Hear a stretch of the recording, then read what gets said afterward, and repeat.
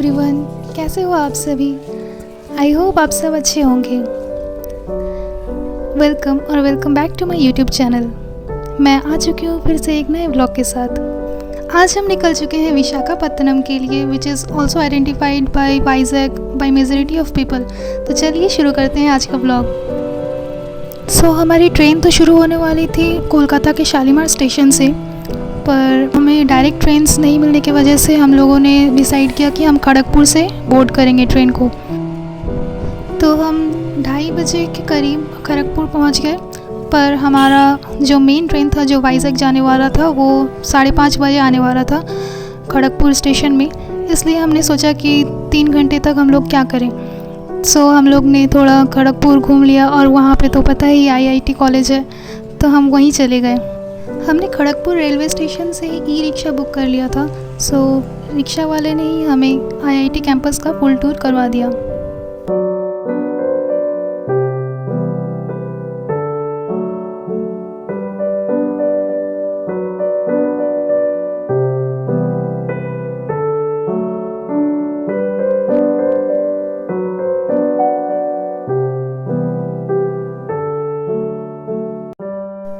अब तक तो हम बाहर के रोड से ही चल रहे थे, पर अब हम एंटर कर चुके हैं IIT खड़गपुर के कैंपस में। ये स्टेशन से नियर अबाउट 5 किलोमीटर्स के डिस्टेंस पर है और 1951 में ये इस्टेब्लिश हुआ था।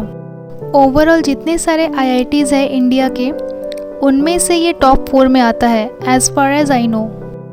यहाँ एंटर करने से पहले गेट पर ही हमें एंट्री करना होता है और पर्पज़ वगैरह बताना होता है कि हम किस लिए विज़िट करने आए हैं। तो हमारे रिक्शा वाले भैया ने ही एंट्री करवा दिया था।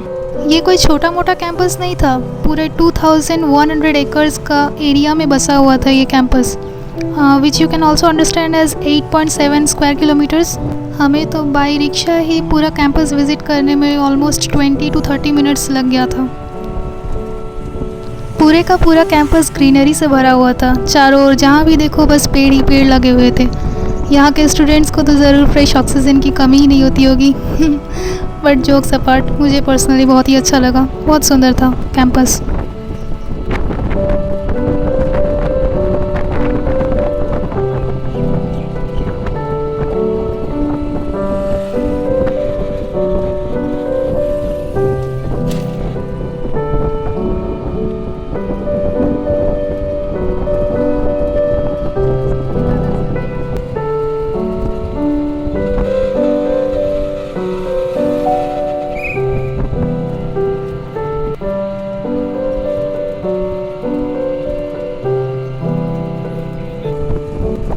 कैंपस पूरा घूम लेने के बाद हम लोग वापस चले गए स्टेशन और वहीं पे हमने लंच कर लिया। हमारा ट्रेन था शालीमार चेन्नई सेंट्रल कोरोमंडल एक्सप्रेस, और आपको ज़रूर कुछ ना कुछ याद आ रहा होगा इस नाम से। बीच का ट्रेन जर्नी तो मैं ब्लॉग करना भूल गई, पर सुबह को हम पहुँचे 5 बजे विशाखापत्तनम में, और मेरे अंकल और आंट भी उसी दिन ट्रैवल कर रहे थे ट्रेन से। वो लोग वेलोर जा रहे थे, उनका ट्रेन भी करीब 5:30 बजे के करीब था, तो हमने वहीं पे मीट कर लिया उनसे। उसके बाद भी directly went to the Ramakrishna beach, which is also known as RK beach, and ये करीब 3 किलोमीटर्स अवे था स्टेशन से।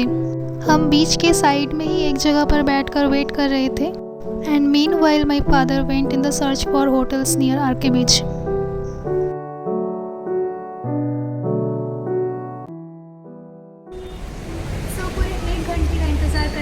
हमें मिल चुका है अपना होटल, और मैं जस्ट अभी आई 1 घंटे पहले और फ्रेश होके नहा लो के अभी इस बैल्कनी में खड़ी हूँ।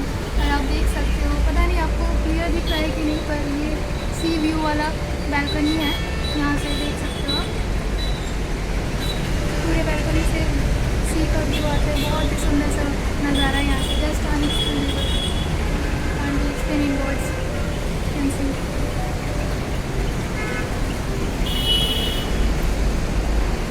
उस साइड में आप जो देख रहे हो ना, वहाँ पे एक पहाड़ है, जिसका यही एक प्लस पॉइंट है कि वाइजैक आने से आपको पहाड़ भी मिल जाएंगे और सी भी मिलेगा। And the view which I was talking about, can you just imagine, आप सुबह सुबह उठो और कमरे से बाहर आओ और जस्ट ये व्यू देखो, तो कितना मन फ्रेश हो जाता है ना।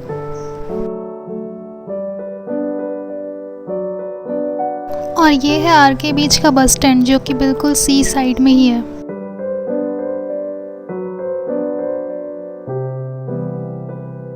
मैं जिस पहाड़ के बारे में बोल रही थी ये वही पहाड़ है, और यहाँ पे एक फिशिंग हार्बर भी है जहाँ हम दूसरे दिन जाने वाले थे। चलो आपको हमारे होटल का एक छोटा सा रूम टूर दे देती हूँ। हमने ट्रिपल बेड वाला रूम विद अटैच्ड टॉयलेट और अटैच्ड बालकनी लिया था। क्योंकि हमने अभी जस्ट 12-13 आवर्स का जर्नी कंप्लीट करके आया था, इसलिए फर्स्ट डे में हम ज़्यादा दूर घूमना नहीं चाहते थे। सो वॉकिंग डिस्टेंस पर जितना जगह हो सकता था वहाँ हम गए थे। सो सबसे पहले ही तो हम बीच के साइड में आ गए, which is not need to be mentioned, जिसके लिए मैं बहुत ही एक्साइटेड थी। वहाँ पर हवा बहुत ही तेज़ चल रही थी और मैं तो पूरे टाइम बस अपना बाल ही ठीक कर रही थी।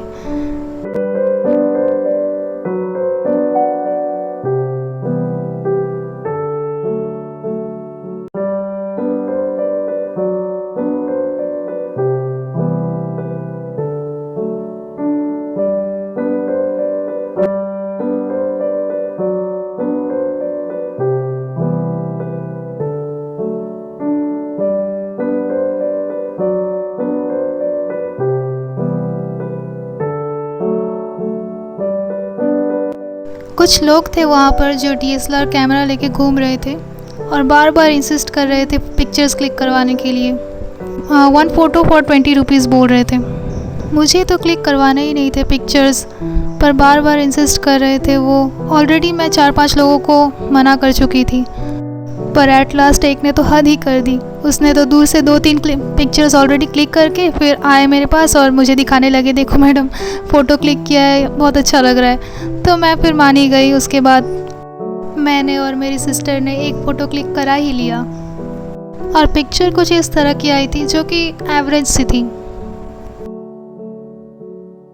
और उसके बाद हम दोपहर का लंच करने के लिए एक साउथ इंडियन होटल में चले गए। अभी एक होटल में आए थे हम लोग खाना खाने, और खाना इतना ज़्यादा तीखा था कि आधा छोड़ के हम लोग को आना पड़ा, खा नहीं पाए हम लोग साउथ इंडियन।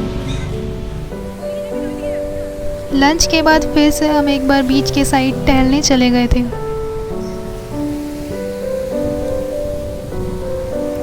पानी का फोर्स इतना ही ज़्यादा था, प्लस जूते भी ख़राब हो जाते, इसलिए हमने जूते हाथ में लेकर ही चलना स्टार्ट कर दिया।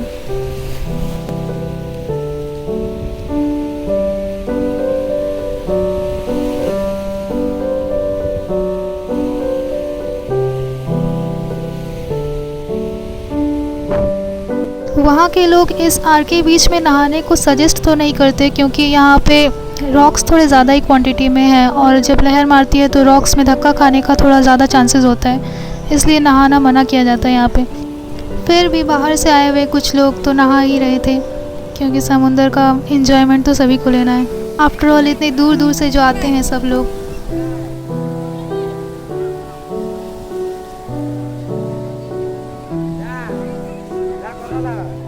ये था शाम के टाइम में सी बीच का व्यू, जो कि हमारे बालकनी से था।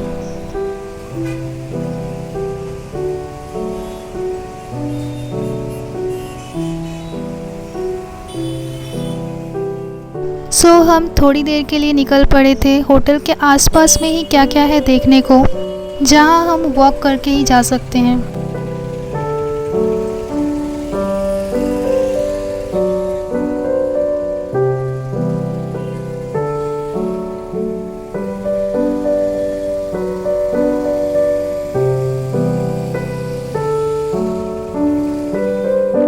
हम सबसे पहले ही गए वहाँ के रामाकृष्णा आश्रम में, जिस पर इस बीच का नाम भी रखा गया है आरके बीच।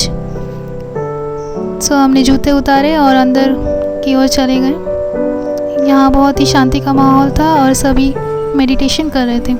उसके बाद हमने रास्ते में ही एक और मंदिर देखा, जहाँ हम अंदर तो नहीं गए पर बाहर से ही दर्शन कर लिया। फिर हम आ गए, वहीं पर एक ऑल इंडिया क्राफ्ट्स बाज़ार लगा हुआ था, उसी के अंदर हम चले गए देखने के लिए कि क्या क्या रखा हुआ है। सो यहाँ पर डिफरेंट आइटम्स थी जो सेल हो रही थी, जैसे कि crockeries, handloom dresses, jewelleries, different bags, different spices, ये सब वहाँ पे थी। क्राफ्ट्स बाज़ार को पूरी तरह से घूम लेने के बाद हम फिर से एक बार बीच का हवा खाने के लिए सी साइड में आ गए थे।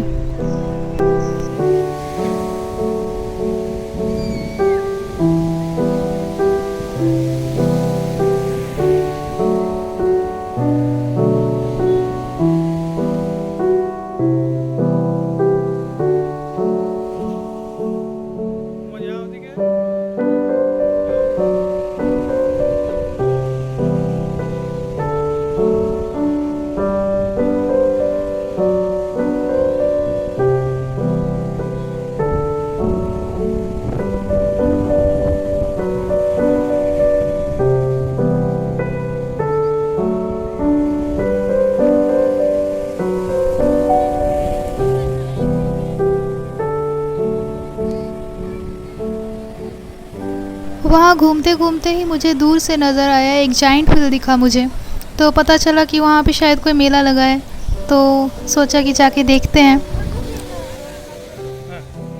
फिर हम वहाँ गए तो पता चला मेले में एंट्री करने का भी 50 रुपीज़ लग रहा है, तो ओनली मैं ही गई थी अंदर फ़ोटोज़ वगैरह क्लिक कराने के लिए। वहाँ कुछ पिक्चर्स फ्रेंडली चीज़ें सजाई हुई थी, तो लोग फ़ोटो खींच रहे थे वहाँ पे जाके। इसके अलावा वहाँ डिफरेंट फूड आइटम्स के स्टॉल्स लगे हुए थे, फिर ब्रेक डांस था और नाव वाला राइड जो होता है वो था। जाइंट व्हील तो मैंने बोला ही, जो दूर से देख के मैं आई थी। और यहीं पर एंड होता है हमारे डे 1 का ब्लॉग। सो आपको कैसा लगा आज का ब्लॉग, प्लीज़ कमेंट करके बताना। I will be eager to know. अगर ब्लॉग अच्छा लगा हो तो एक लाइक दे देना, और इस तरह के ब्लॉग्स अगर आगे भी देखना चाहते हो तो चैनल को सब्सक्राइब कर देना।